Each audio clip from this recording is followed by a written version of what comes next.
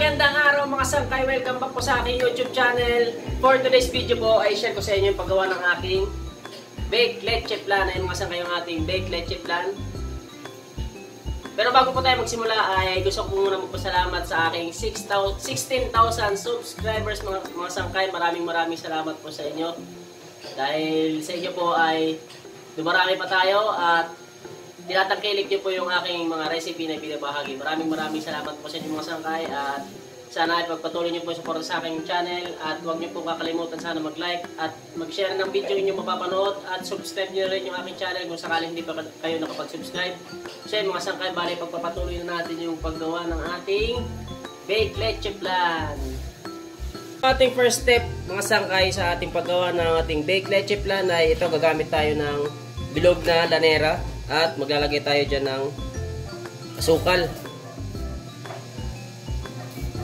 Bale, maglalagay ako ng 2 tablespoon na asukal.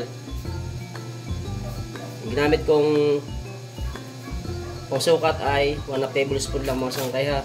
Yan, bale, tutunawin natin to. So, ngayon ito na yung ating next step. Yan, bale, tutunawin natin yung ating asukal. Yan, hinaan lang natin yung ating apoy ha, para hindi masunog yung ating asukal.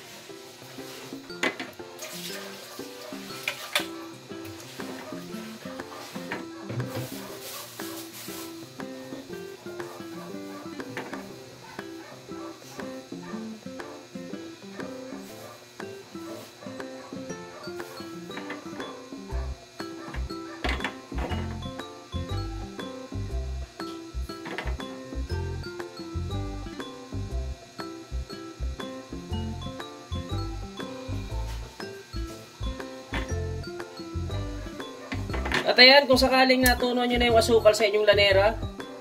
So ayan, bali, tatabi muna natin ito at punta na tayo sa ating susunod na gagawin. Sa ating next step ay kailangan natin ng 5 itlog. Bali, ihiwalay muna natin yung puti at saka yung dilaw.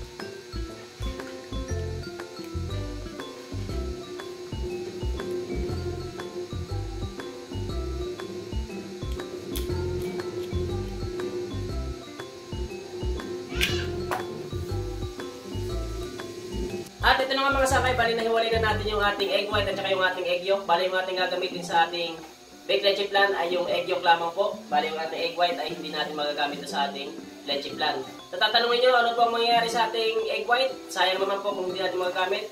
Hindi po, magagamit po natin yan dahil gagawa tayo ng icing cookies or meringue. So yung link nito mga sangkay ng paggawa ng ating icing cookies or meringue ay puntahan nyo na lamang po sa description sa baba para madali nyo po mapanood yung ating paggawa ng icing cookies. So pindutin nyo lang po yung link mga sangkay sa baba para mapanood nyo kagad yung paggawa ng ating icing cookies. At ngayon ay pagpapatuloy lang po natin yung paggawa ng ating leche flan. Sa ating egg yolk ay, yan, basagin muna natin yung ating egg yolk bago natin lagyan ng ibang mga ingredients.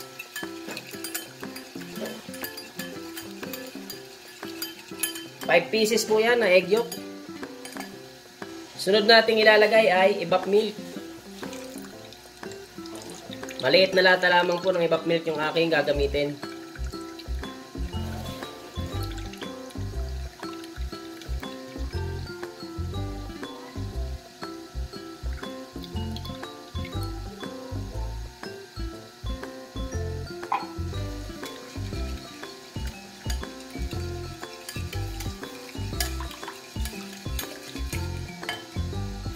Next, maglalagay ako ng konting asin. Yan, konting asin lang mga sangkay ha.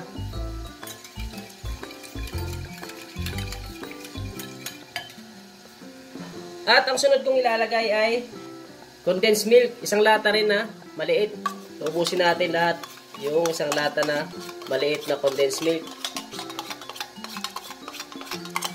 So, haluin natin para yung kanyang tamis niya ay parehas. Pantay na pantay yung kanyang tamis.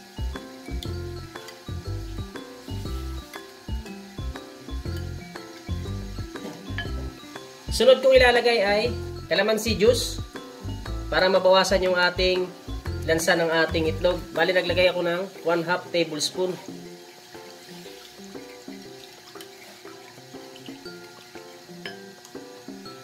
At ang sunod kong ilalagay ay cornstarch.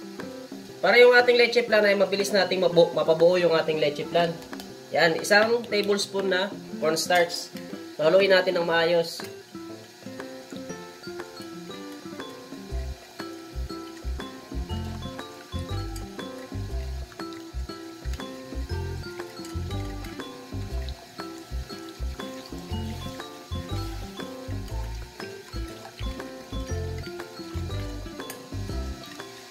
At ayan, kung sakaling nahalo nyo na ng maayos ay ilagay na natin dito sa ating tinunaw na asukal. Ito yung ating kanyang tinunaw na asukal mga sangkay.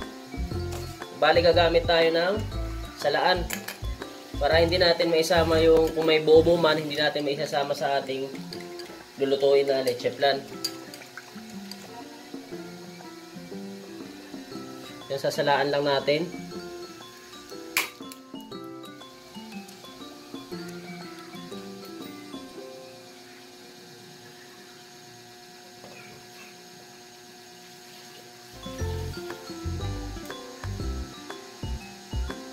At pwede na natin ngayon isalang.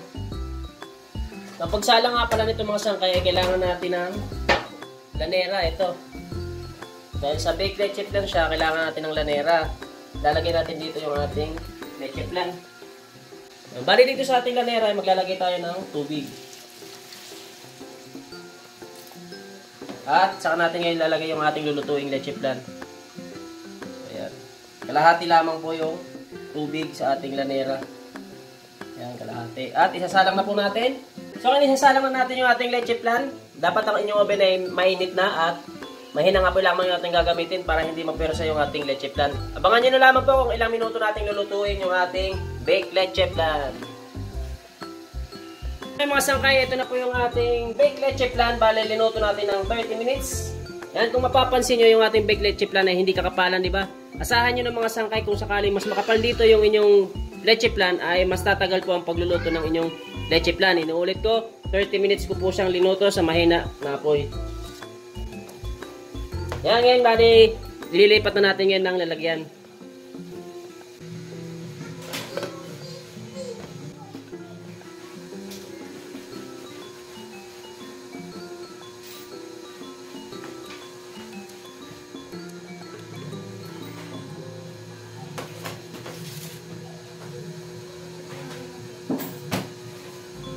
At ayan na po yung ating finished product ng ating baked leche flan mga sangkay.